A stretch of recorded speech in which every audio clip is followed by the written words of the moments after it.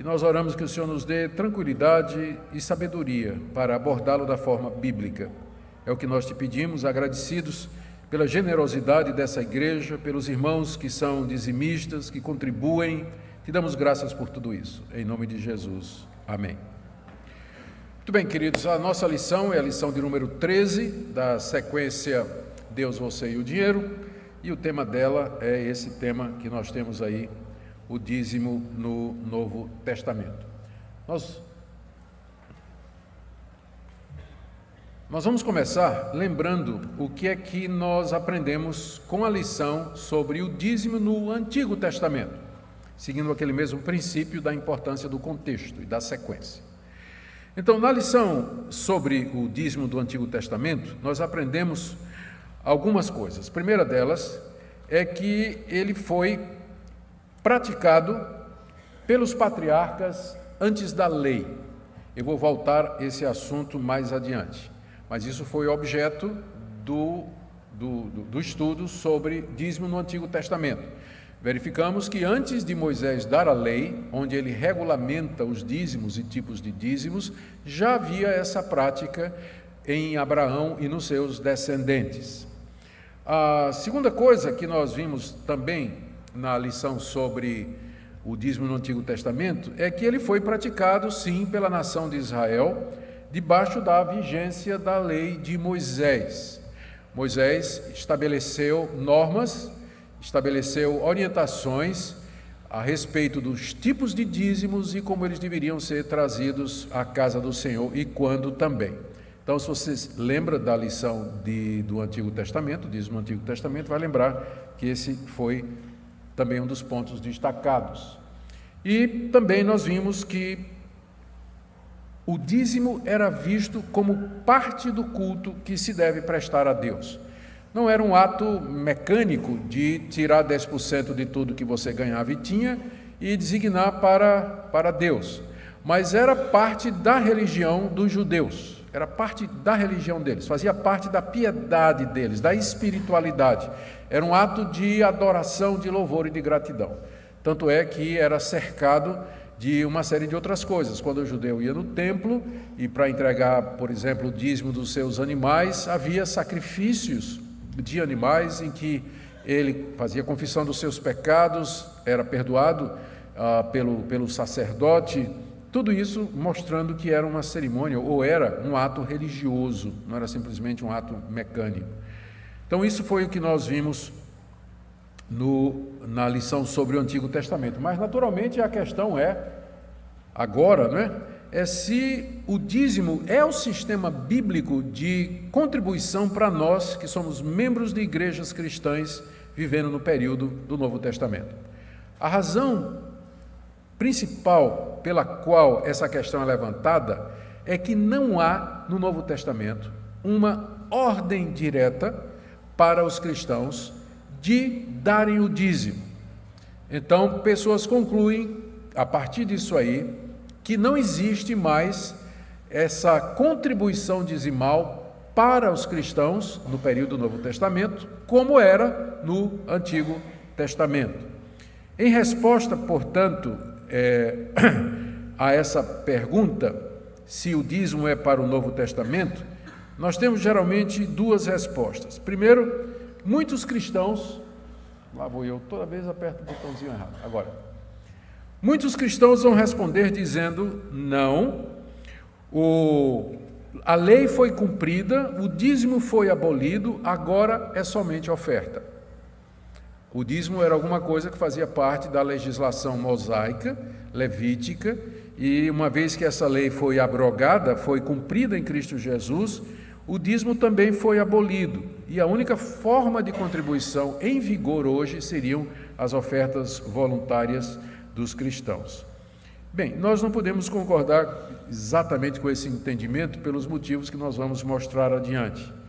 Mas também não podemos concordar com a resposta número 2, que diz assim: sim, o dízimo é legal para o cristão e normativo, e se o cristão não der, deve ser disciplinado.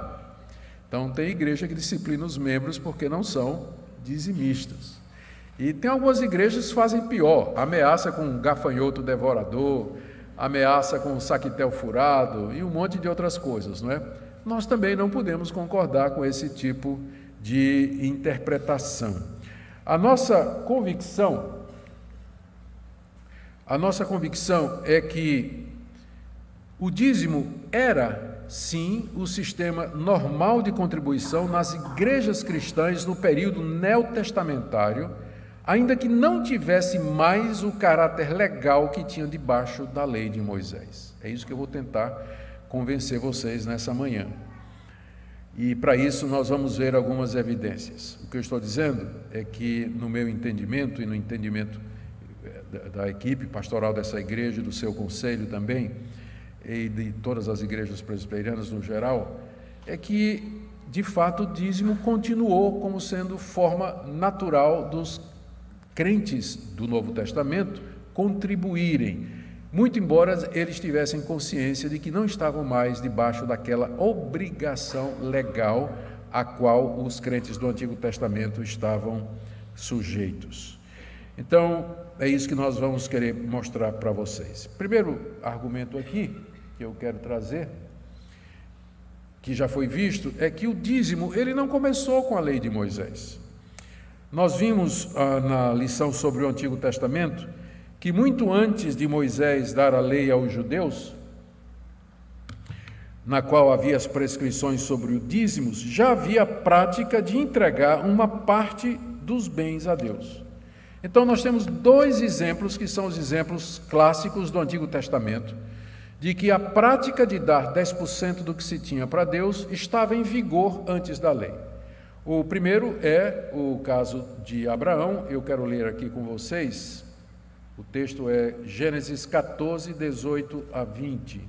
Então, se você quiser me acompanhar, 14, eu não posso projetar, que é uma operação muito complicada, mas todo mundo conhece essa passagem.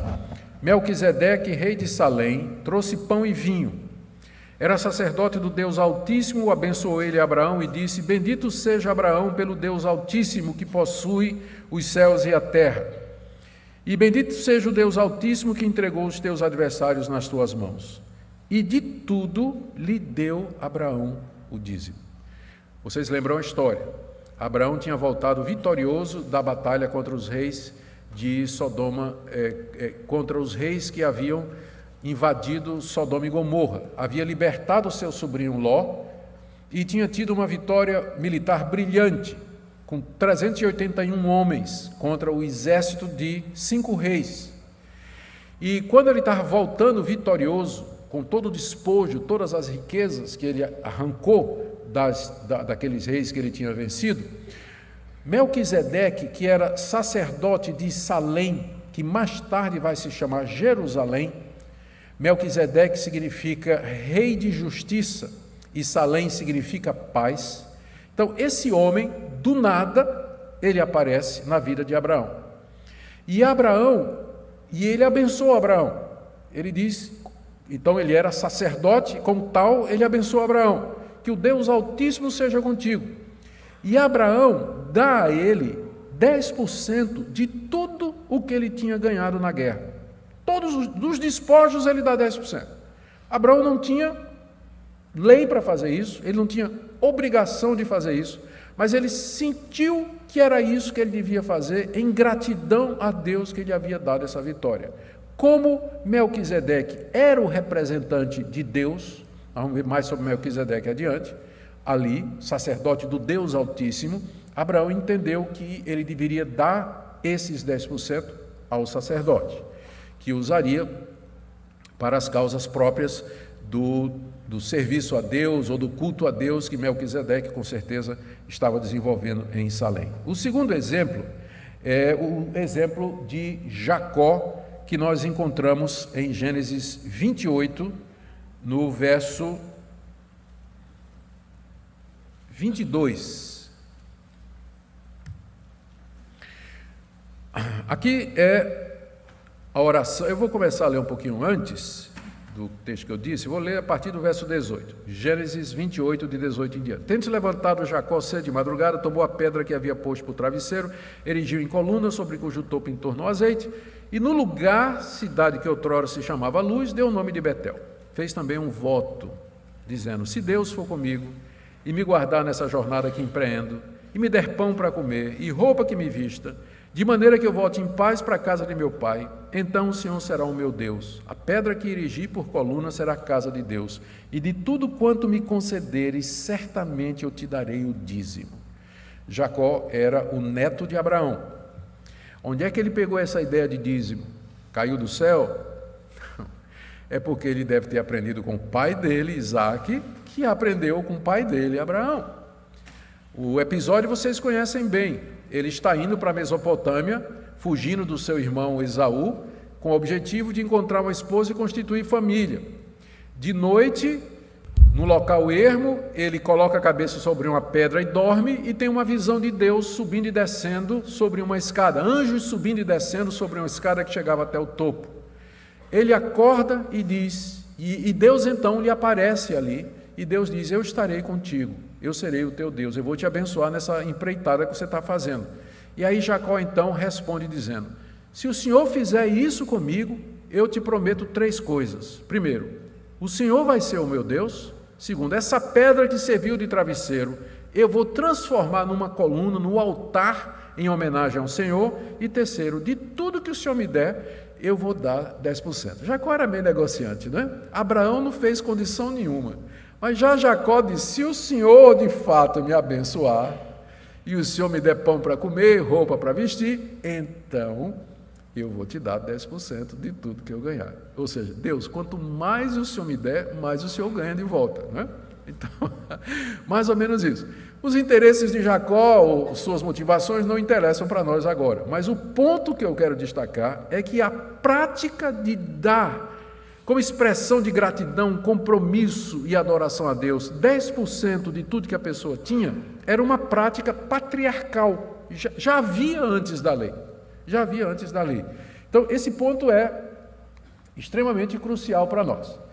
Nós vimos, no estudo sobre o Antigo Testamento, que a lei de Moisés, de fato, normatizou e regulou o dízimo, que já era praticado. Não foi Moisés que criou o dízimo, não foi na lei que ele deu a Israel que o dízimo foi criado. O que ele fez foi normatizar, uma vez que os filhos de Abraão se multiplicaram e era necessário ter um local central onde esses dízimos pudessem ser levados, e pudessem ser levados da maneira certa e pela razão correta.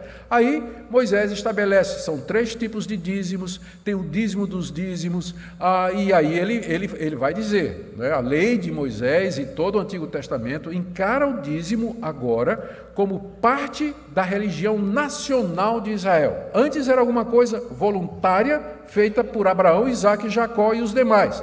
Mas agora, quando Israel vira um Estado teocrático, governado por Deus, com leis sobre todas as coisas, o dízimo passa a entrar, é como o imposto de renda. Era o imposto de renda do judeu. Nós não temos imposto de renda? Qual era o imposto de renda do judeu? Era o dízimo. Inclusive era até melhor do que o nosso, né? Porque o nosso é 27,5%. E lá ele pagava 10%, que ia lá para o templo para atender às necessidades dos sacerdotes, atender a necessidade dos pobres. Os pobres comiam do dízimo também. Então, era mais ou menos isso como funcionava o dízimo no Antigo Testamento. Mas não foi Moisés que inventou o dízimo, ele já era praticado antes. O dízimo antecedia, portanto, as leis cerimoniais e civis que foram dadas à nação de Israel. Meu próximo ponto, esse é o meu primeiro argumento, não é? Que o dízimo antecede a lei.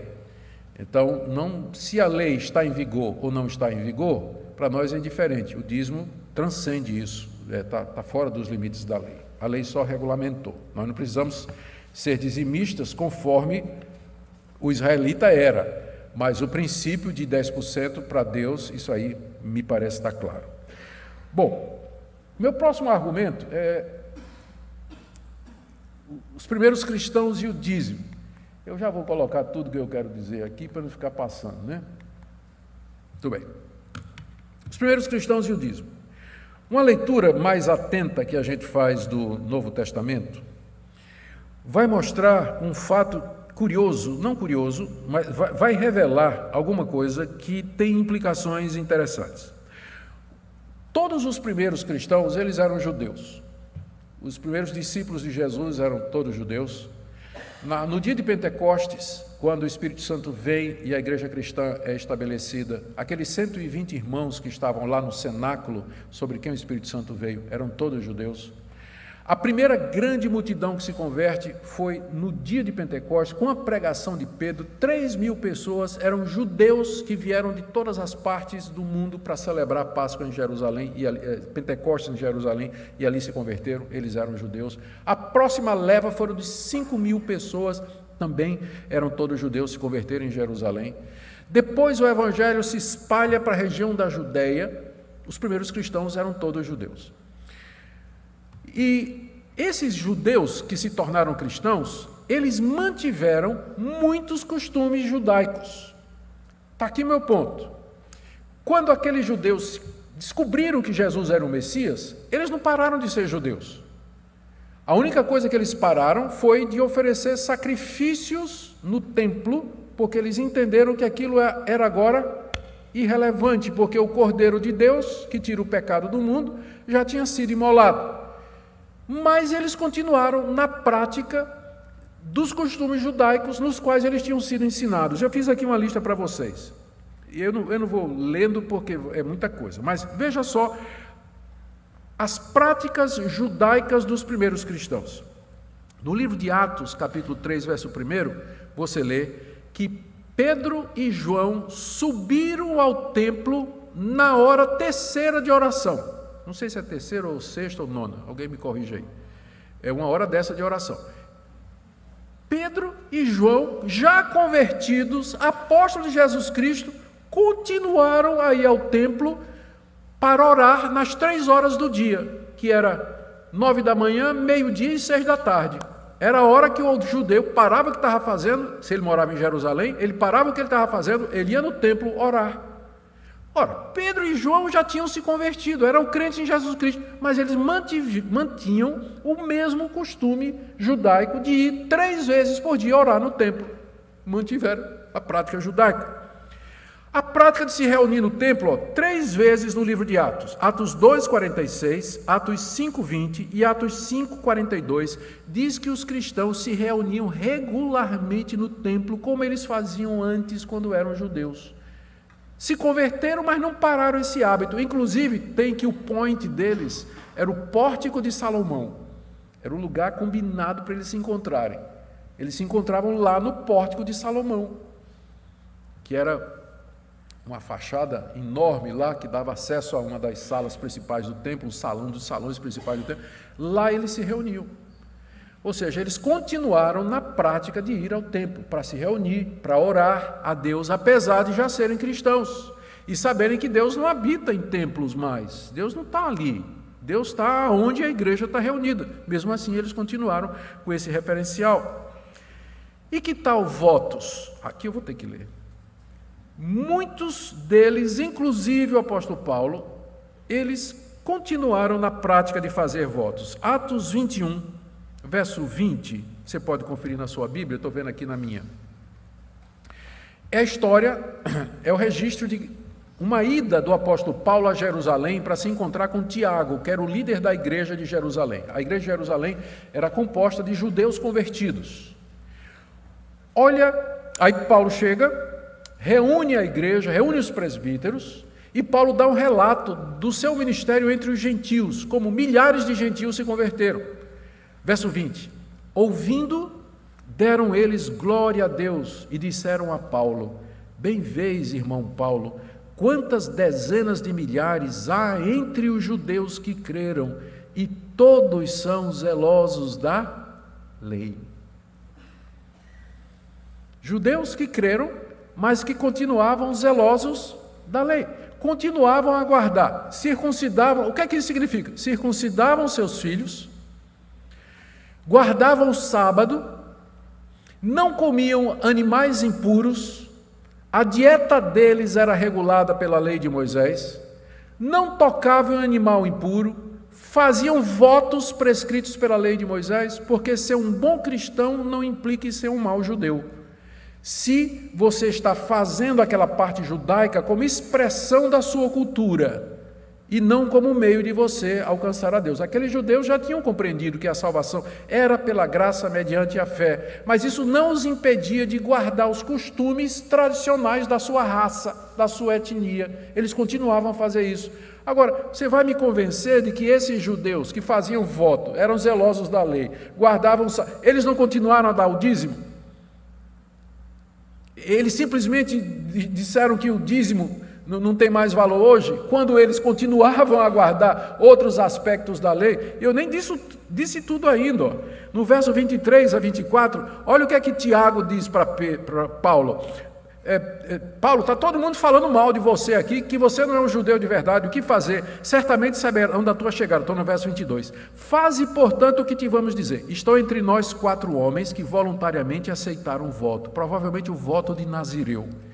Toma-os, purifica-te com eles e faz a despesa necessária para que raspem a cabeça, e saberão todos que não é verdade o que se diz a teu respeito. Veja então o verso 26, Então Paulo, tomando aqueles homens, no dia seguinte, tendo se purificado com eles, como era o sistema de purificação?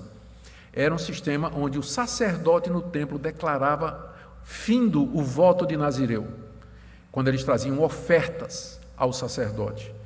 Tendo se purificado com eles, entrou no templo, acertando o cumprimento dos dias da purificação, até que se fizesse a oferta em favor de cada um deles. Paulo aceitou participar de um voto judaico, que era o voto de Nazireu. E a gente pode entender, até dizer assim, bom, Paulo fez isso para manter as circunstâncias, mas veja, por exemplo, Atos 18, verso 18. Veja aqui. Atos 18, verso 18. Paulo, havendo permanecido ali ainda muitos dias, por fim, despedindo-se dos irmãos, navegou para a Síria, levando em sua companhia Priscila e Áquila, depois de ter raspado a cabeça em Cencreia, porque tomara voto. Paulo voluntariamente fez um voto a Deus, como judeu, tipo do voto assim: Senhor, eu não vou cortar meu cabelo, até que o Senhor me livre dos meus inimigos. Era um voto muito comum que o judeu podia fazer. Paulo fez isso. Aí o voto se cumpriu, ele rapou a cabeça, carequinha, ele viajou com Áquila e Priscila. Paulo, o defensor da justiça pela fé, da justificação pela fé, mantendo e cumprindo práticas judaicas. Você vai me dizer que um homem como esse aboliu o dízimo, que era prática judaica? Você vai me dizer isso? Vamos lá, Atos 21, 26.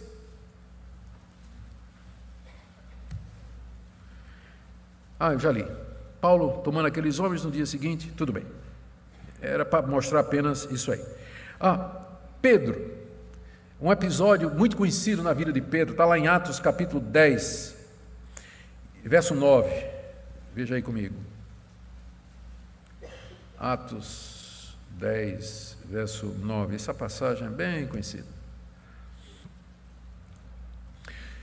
No dia seguinte, indo eles de caminho, está já perto da cidade, subiu Pedro ao eirado por volta da hora sexta, a fim de orar. Então Pedro, o líder do colégio apostólico em Jerusalém, ele continuava a observar o calendário judaico de orar 3 vezes ao dia. Então, quando deu a hora sexta, que é mais ou menos meio-dia no nosso horário, bateu fome, não é? E Pedro subiu lá no eirado para orar. E diz o verso 10, estando com fome, ele quis comer. Ele não sabia se orava ou se comia, não é? Está aí. Mas enquanto lhe preparavam a comida, e ele orando, sobreveio um êxtase. Então ele viu o céu aberto, descendo um objeto como se fosse um grande lençol, que era baixado à terra pelas 4 pontas, contendo toda sorte de quadrúpedes, répteis da terra e aves do céu. E ouviu-se uma voz que se dizia, levanta-te, Pedro, mata e come. Mas Pedro replicou, de modo nenhum, Senhor, porque jamais comi coisa alguma comum e imunda. O que é que aconteceu? O que é que Pedro viu? Um lençol descia do céu à terra. e estava cheio, diz aqui, de todo tipo de quadrúpedes, aí boi, ovelha, porco, répteis da terra, cobra, crocodilo, lagartixa e aves do céu, rolinha, urubu, todo esse tipo.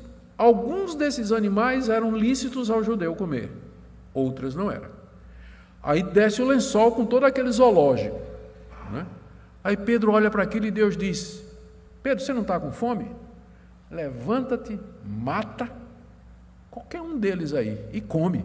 Aí Pedro, mas de jeito nenhum, percebeu a contradição? De jeito nenhum, Senhor. Se ele é Senhor, você nunca vai dizer para ele de jeito nenhum, né? Mas a contradição, Pedro ficou nervoso. De jeito nenhum, Senhor, porque eu nunca, está aqui, ó, jamais comi coisa alguma comum e imunda. Toda a sua vida, desde pequenininho, Pedro foi criado no judaísmo. Pedro nunca tinha comido porco, nunca tinha comido coelho, nunca tinha comido carne de urubu, eu também não. E uma série de outros, nunca. Ele seguia religiosamente a dieta dos judeus. Seguia religiosamente. Agora, convertido já, crente em Cristo Jesus, Deus diz para ele: acabaram as restrições, não tem mais esse negócio de comida impura, comida pura, você pode comer de tudo, levanta, mata e come. Ele diz: não, Senhor, eu nunca fiz isso. Ou seja, mesmo depois de convertido, Pedro seguia ainda a dieta religiosa dos judeus, ele não comia qualquer tipo de carne, ele só comia aquelas carnes permitidas lá na lei de Moisés. Você vai querer me dizer que esse pessoal tão zeloso da lei de Moisés, eles não tinham um sistema dizimal de contribuição nas igrejas? Se eles guardavam todos esses aspectos? Por fim, assim como, aqui eu quero dizer uma coisa, assim como no Antigo Testamento, as crianças eram recebidas como parte do povo de Deus pela circuncisão, os cristãos incluíam seus filhos no povo de Deus pelo batismo. A questão do dízimo ela é tratada da mesma forma que a questão do batismo dos nossos filhos. Não existe no Novo Testamento uma única passagem que mande os cristãos batizar suas crianças recém-nascidas. Não tem. Por que nós batizamos? Nós batizamos porque entendemos que o argumento do silêncio nos é favorável. Não há um mandamento porque era óbvio, não precisava dizer. Os primeiros cristãos eram todos judeus. Aos 8 dias de nascidos, seus filhos eram circuncidados e eram incluídos no povo de Deus. Eles tinham a prática de trazer os filhos para dentro da igreja e da aliança mediante a circuncisão. Não precisava uma ordem para eles, para que eles batizassem os seus filhos, porque era natural, era o desenvolvimento natural. É por isso que também não tem uma ordem dizendo você dará o dízimo, porque é o desenvolvimento natural. Era isso que eles faziam como judeus e continuaram a fazer. Por isso que não tem uma ordem para isso. Agora, obviamente, tem textos claros no Novo Testamento dizendo: não tem mais sacrifício de animal, não tem mais o sacerdócio levítico, não tem mais aquelas leis relativas ao templo, o templo não é mais local de adoração. Isso no Novo Testamento é muito claro. Mas nas coisas que ele silencia, o argumento do silêncio nos é favorável. Ele é favorável a nós, o argumento do silêncio. E não, o fato de que não tem uma ordem direta, não quer dizer então que não havia, simplesmente significa que não era necessário dizer, porque era um desdobramento comum, como nós já dissemos, inclusive o batismo das crianças. Por outro lado, o que a gente esperaria, na verdade, é que houvesse uma ordem ao contrário, que os apóstolos dissessem assim: não tragam mais os filhos, nós não vamos batizar os filhos, não. Nós vamos esperar eles ficarem grandes, eles crerem, darem demonstração, e aí então nós vamos batizar. Não tem nenhuma ordem dizendo isso também. Não tem. Como também não tem nenhuma ordem dizendo: gente, vocês não precisam trazer mais dízimo. Não tá proibido o dízimo no Novo Testamento. Não está dizendo isso. Não tragam mais os dízimos, agora é só oferta. Não tem também. Mas nesse caso, o silêncio nos é favorável, porque admite a continuação da prática anterior. Era natural que os primeiros cristãos continuassem, e aí você diz, mas e os gentios? Nós temos que lembrar que os gentios foram primeiramente evangelizados por judeus convertidos. Quem que levou o evangelho aos gentios? Pedro, lá na casa de Cornélio, e depois os cristãos judeus que foram expulsos de Jerusalém se espalharam por todo lugar, plantando igrejas entre os gentios. A mais importante delas foi a igreja de Antioquia. Veja aí comigo, livro de Atos, capítulo 11, verso 19 em diante. Então os que foram dispersos por causa da tribulação que sobreveio a Estevão, esses que foram dispersos eram os judeus cristãos de Jerusalém. Depois que Estevão, o primeiro mártir cristão, foi morto em Jerusalém, então os demais fugiram de Jerusalém para não serem mortos e se espalharam até Fenícia, Chipre e Antioquia. Todas estas regiões, elas estão mais ao norte, se você olhar o mapa, não anunciando a ninguém a palavra, senão somente aos judeus. Eles eram judeus, achavam que o evangelho era só para os judeus. Se espalharam e eles só pregavam nas sinagogas e só falavam o evangelho para os judeus. Alguns deles, verso 20, porém, que eram de Chipre e de Cirene e foram até Antioquia, falavam também aos gregos, aos não-judeus, anunciando o evangelho do Senhor Jesus. A mão do Senhor estava com eles e muitos, crendo, se converteram ao Senhor. É o começo da igreja gentílica, com esses nomes desconhecidos, a gente não sabe, mas eram judeus de Chipre e de Cirene, quem primeiro anunciaram o evangelho aos não-judeus. E aí cresceu uma grande igreja em Antioquia, feita de judeus e gentios. O que vocês acham que seria a prática normal de contribuição deles? Os gentios convertidos iriam dizer, e como é que a gente faz para a contribuição? E os judeus, que foram quem evangelizaram, os judeus cristãos, iam dizer, nossa prática é 10%, né? É assim que está se fazendo desde a época de Abraão. Desde a época de Abraão a gente faz assim. Então, os gentios que foram evangelizados, discipulados e doutrinados pelos judeus cristãos, com certeza aprenderam deles como era a igreja, o formato de igreja, como é que funciona, eleger presbíteros, eleger diáconos, tudo isso era a prática da igreja de Jerusalém, que inclusive tirou da sinagoga, tirou do sinédrio, da escolha dos 70 anciãos que está lá no Antigo Testamento e assim por diante. O que eu quero dizer é que a raiz judaica da igreja cristã, ela sugere, revela, eu não vou dizer que prova, mas é quase perto disso, de que o natural seria que os primeiros cristãos adotassem a prática do dízimo como sendo a forma natural de contribuição. E a pergunta seguinte é, em que os recursos eram usados? Isso aí nós já... Caramba. Os recursos eram usados em comprar bons equipamentos eletrônicos. Basicamente duas coisas. Primeira delas, o sustento da obra cristã. Desde cedo se verificou a necessidade de apoio financeiro para aqueles obreiros que se dedicavam integralmente ao trabalho missionário, à pregação e o pastoreio do rebanho.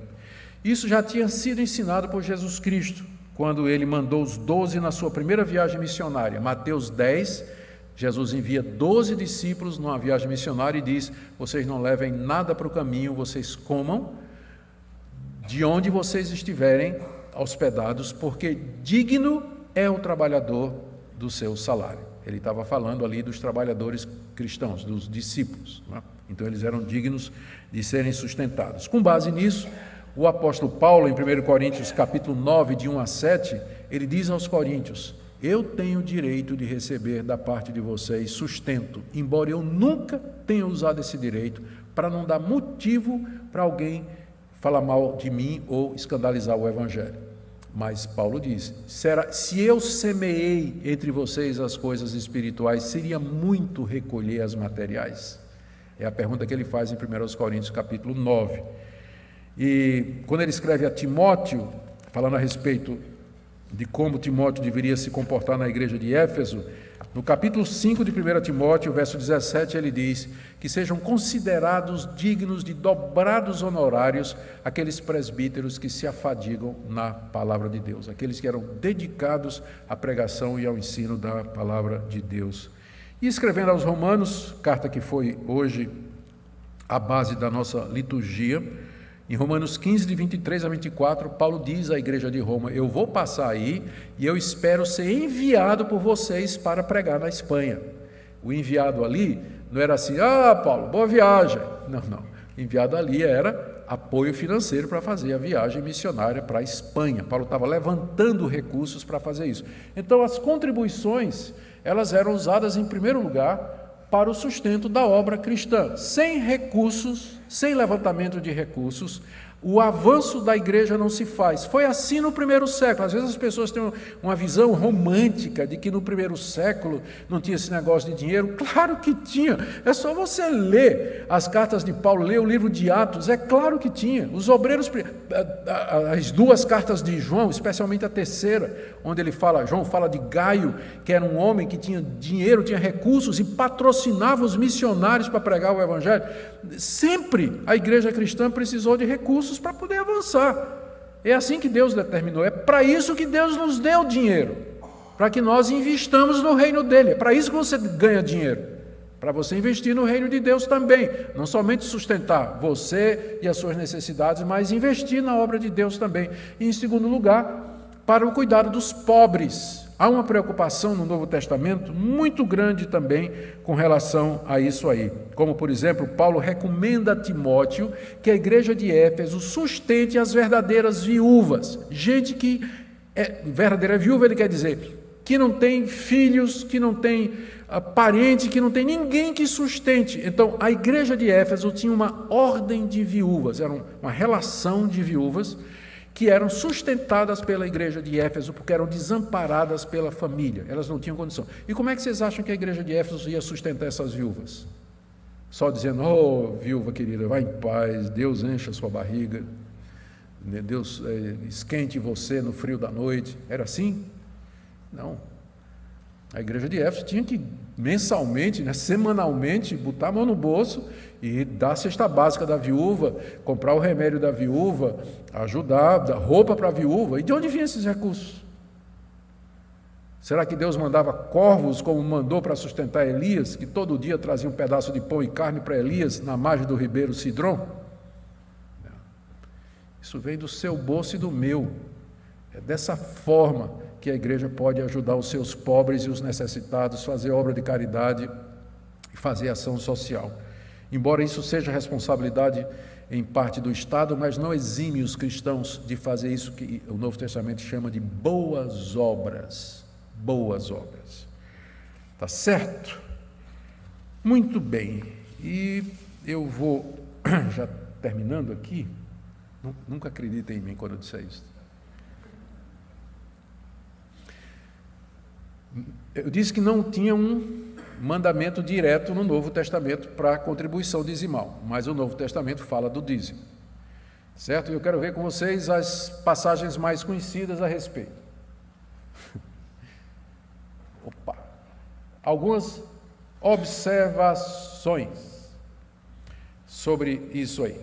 Primeiro, não há orientação direta no Novo Testamento quanto ao dízimo, já tinha dito isso. A ausência do mandamento direto não diz que o dízimo tenha sido descontinuado. Não há orientação a parar de trazer seus dízimos para atender aos pobres e a obra do Evangelho. E existem várias referências ao dízimo no Novo Testamento, se não, vejamos. A primeira delas é uma palavra de Jesus a respeito desse assunto. Jesus não proibiu o dízimo, apenas corrigiu a maneira de entregá-lo. Está aí o texto, Ai de vós, escribas e fariseus hipócritas, porque dais o dízimo da hortelã, do endro e do cominho, e tendes negligenciado os preceitos mais importantes da lei, a justiça, a misericórdia e a fé. Devíeis, porém, fazer estas coisas sem omitir aquelas. Então, note que Jesus, quando critica o fariseu, não está criticando ele porque ele dava o dízimo do coentro. Ele ia lá na hortinha dele, tinha 10 pés de coentro. Então, o 10º pé de coentro ele tirava e levava lá para o sacerdote, não é? Então, o problema do fariseu não era a meticulosidade em dar o dízimo da hortelã, endro e cominho, que eram condimentos do dia a dia, coisa pequena. O fariseu se preocupava em dar o dízimo até dos detalhes. O problema de Jesus não é isso. O problema de Jesus é que eles achavam que isso resumia todos os deveres deles para com Deus. Se eles fossem fiéis no dízimo, então eles estariam agradando a Deus e cumprindo toda a lei de Deus. Só que o problema dos fariseus é que eles esqueciam de fazer com igual meticulosidade e detalhamento os preceitos mais importantes da lei: justiça, misericórdia e fé. E Jesus então acaba dizendo: vocês deviam fazer estas coisas, justiça, misericórdia e fé, sem omitir aquelas, dá o dízimo de tudo que você tem. Algumas pessoas vão dizer aqui, com razão, bom, mas aqui Jesus está operando ainda no período do Antigo Testamento, né? Ainda não teve Pentecostes, ainda não começou a igreja cristã, ele está falando ainda como judeu debaixo da lei. Entretanto, você percebe que Cristo coloca o dízimo em mesmo pé, no mesmo nível das demandas morais de Deus. Porque, veja, com que o dízimo é comparado? Justiça, misericórdia e fé. Você tem que fazer as duas coisas. Tem que fazer as duas coisas. Se você disser que o dízimo faz parte da lei e passou, o argumento de Jesus aqui fica sem efeito. Porque justiça, misericórdia e fé continuam como obrigação para o cristão. Então, ao equiparar as duas coisas, você tem que fazer isso sem esquecer aquilo, o Senhor Jesus está deixando claro, pelo menos na mentalidade dele, na mente do Senhor, de que contribuir, né, de maneira dizimal para o reino de Deus é tão parte da lei quanto justiça, amor, misericórdia e fé. Então, ele não está proibindo, ele está regulamentando e dando esse status à questão da contribuição do dízimo. Vamos ver aqui outra passagem. Ainda da boca do Senhor Jesus. Mais uma vez o fariseu. E dessa feita nós encontramos o fariseu no templo ao lado do publicano. Quem não conhece essa parábola, não é? O fariseu, posto em pé, orava de si para si mesmo, desta forma: ó Deus, graças te dou porque eu não sou como os demais homens, roubadores, injustos e adúlteros, e nem ainda como esse publicano. O publicano estava de lado dele. O publicano era o cobrador de impostos, era a raça mais odiada na nação de Israel, e imagino que hoje também. Jejuo 2 vezes por semana e dou o dízimo de tudo quanto tenho. Jesus, ao descrever o fariseu dessa forma, ele faz isso de maneira negativa. Aqui está um homem diante de Deus se vangloriando da sua justiça própria, que inclui jejuar 2 vezes por semana e dar o dízimo de tudo quanto ele ganha. Jesus diz que, enquanto isso, que o coitado do publicano, né? Coitado do publicano, não podia apresentar nenhuma boa obra em seu favor, simplesmente bate no peito e diz: Deus, tenha misericórdia de mim, pecador. E Jesus disse: esse desceu justificado para a sua casa, enquanto que o publicano não desceu justificado. O que Jesus está criticando aqui não é o ato do fariseu dar o dízimo e jejuar 2 vezes por semana, mas é usar isso como justiça própria, inclusive para julgar quem não faz, para se colocar numa posição superior, dizendo: eu não sou como os demais homens, como esse publicano, ladrãozinho que está aqui ao meu lado. É isso que Jesus condena, essa atitude de arrogância e vaidade. A prática do dízimo, é evidente, não garantiu a salvação do judeu, como não garante a salvação de ninguém. Não garante a salvação de ninguém. A próxima passagem que nós temos, eu creio que é só mais essa. Pronto. A próxima passagem está lá em Hebreus. Queria que você abrisse aí, por favor. A palavra de Deus em... Vamos começar com Gênesis. Nós já vimos isso aqui, vou só lembrar. Está aí projetado, se você não quiser abrir, está aí. Gênesis 14, 18 a 20, Melquisedeque, rei de Salém, já lemos essa passagem. Ele vem, traz pão e vinho, não é? Pão e vinho, já lembra a ceia do Senhor. Olha quem era esse Melquisedeque. Melquisedeque significa rei de justiça.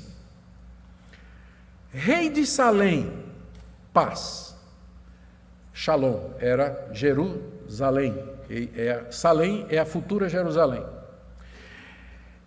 Trouxe pão e vinho, né? Tá vendo aí a tipologia? E era sacerdote do Deus Altíssimo e abençoou Abraão. Não é à toa, e Abraão lhe dá de tudo o dízimo. Não é à toa que o autor da carta aos Hebreus vê Melquisedeque como sendo uma figura de Cristo. E alguns autores acham que, na verdade, para Hebreus, Melquisedeque era Cristo pré-encarnado. Era uma pré-encarnação de Cristo. Acho complicado essa interpretação. Mas é que a descrição é tão... Vejam como é que o autor de Hebreus trata isso aí. Abra aí agora em Hebreus 7.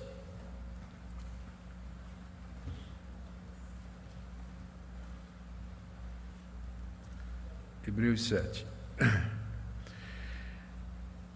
O argumento do autor de Hebreus, antes do capítulo 7, é que Cristo era um sacerdote superior ao sacerdócio levítico. Os sacerdotes de Israel eram da tribo de Levi, mas Cristo é da tribo de Judá. Então, como é que Cristo pode ser sumo sacerdote? Como é que ele pode ser o nosso mediador? Então, o argumento do autor de Hebreus é que o sacerdócio de Cristo é superior ao sacerdócio levítico. E como é que ele prova isso? Exatamente citando esse episódio lá de Gênesis, em que Melquisedeque vai abençoar Abraão e recebe o dízimo. Veja como o autor de Hebreus interpreta essa passagem que a gente acabou de ler. Porque este Melquisedeque, rei de Salém, sacerdote do Deus Altíssimo, que saiu ao encontro de Abraão, quando voltava da matança dos reis, e o abençoou, e para o qual também Abraão separou o dízimo de tudo, primeiramente se interpreta rei de justiça, Melquisedeque. Depois também é rei de Salém, ou rei de paz. Aí, olha a interpretação. Sem pai, sem mãe, sem genealogia, que não teve princípio de dias nem fim de existência. Por que ele está dizendo isso? Quando o Novo Testamento fala o nome de alguém, como é que geralmente apresenta?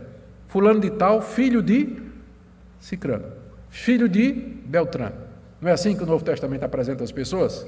Mas quando chega em Melquisedeque, simplesmente diz Melquisedeque, não diz filho de tal, filho de tal. Como é que o autor de Hebreus interpreta isso? Que ele não tem início e que ele não tem fim. Então, ele é, final do verso 3, semelhante ao Filho de Deus. Melquisedeque é semelhante ao Filho de Deus. Rei de justiça, rei de paz, traz pão e vinho, seu sacrifício, sua morte na cruz, abençoa Abraão, não tem genealogia, porque ele não é criado, ele não é uma criatura, ele é o Filho de Deus. Esse, olha agora o argumento, permanece sacerdote para sempre.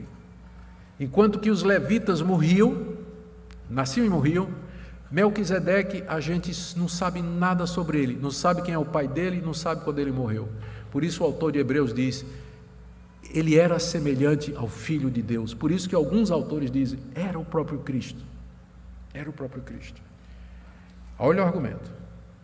Dito isso, continuando, leia aí comigo o verso 4. Considerai como era grande esse a quem Abraão, o patriarca, pagou o dízimo tirado dos melhores despojos. Ora, os que dentre os filhos de Levi recebem o sacerdócio, eles têm mandamento de recolher, de acordo com a lei, os dízimos do povo, ou seja, dos seus irmãos, embora não tenham estes descendido de Abraão. Qual é o argumento? Os levitas cobravam dízimo, era quem recebia os dízimos na nação de Israel, era o levita, cobrava os 10%. Dos seus próprios irmãos, porque todos eram descendentes de Abraão. Entretanto, verso 6, aquele cuja genealogia, Melquisedeque, não se inclui entre eles, recebeu dízimos de Abraão e abençoou o que tinha as promessas. Abraão era aquele a quem Deus disse: em ti eu abençoarei todas as nações do mundo. E chega alguém e abençoa Abraão. Então esse devia ser superior a Abraão, porque o menor é abençoado pelo maior. Verso 7, evidentemente é fora de qualquer dúvida que o inferior é abençoado pelo superior. Aliás, aqui são homens mortais que recebem dízimo. Ele está falando a prática que havia ainda em Israel. Aqui são os homens mortais que recebem dízimos, os sacerdotes lá no templo. Porém, ali no relato de Gênesis, recebe dízimos aquele de quem se testifica que vive, e por assim dizer, também Levi, que recebe dízimos, pagou na pessoa de Abraão. Quando Abraão deu dízimo para Melquisedeque, Levi estava onde? Em Abraão, não é? Estava nos lombos de Abraão. Só mais tarde é que Levi vai nascer, que é bisneto de Abraão, filho de Jacó. Mas quando Abraão paga o dízimo a Melquisedeque, Levi estava pagando o dízimo também. Qual é o argumento disso aí, ó? Verso 10, porque ele ainda não tinha sido gerado por seu pai quando Melquisedeque saiu ao encontro desse. Qual é o ponto aqui? O ponto é que Cristo, representado por Melquisedeque, tem um sacerdócio superior, porque ele recebe dízimos, inclusive daqueles que recebiam dízimo. Os filhos de Levi recebiam dízimos, mas pagaram o dízimo em Abraão, quando Abraão deu o dízimo de tudo a Melquisedeque, que representa Cristo.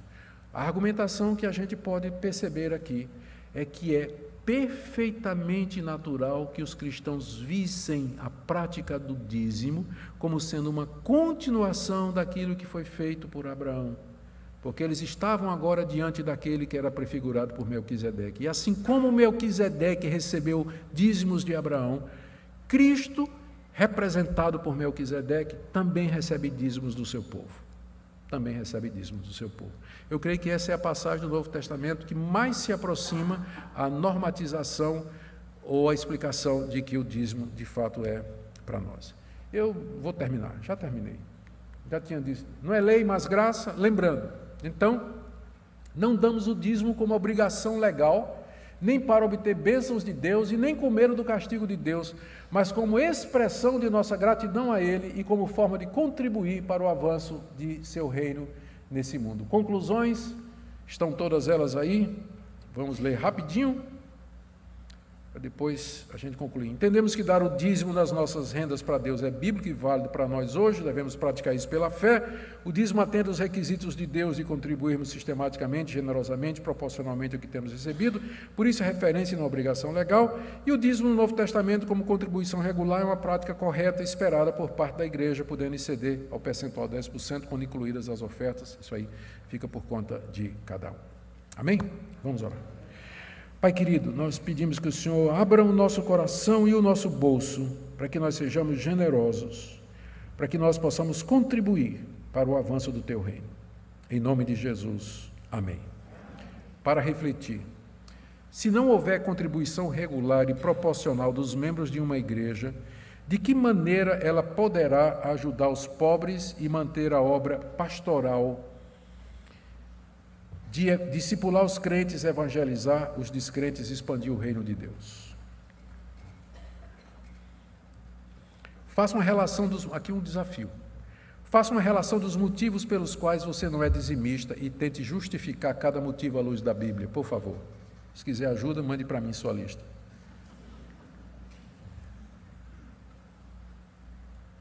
Você acha justo abandonarmos o sistema de contribuição dizimal, porque muitos pastores e igrejas abusam desse sistema para se enriquecer? Qual é o problema? É o sistema ou as pessoas que se valem dele? Tá bom? Esdras, me arruma o microfone, por favor, já está pronto ali.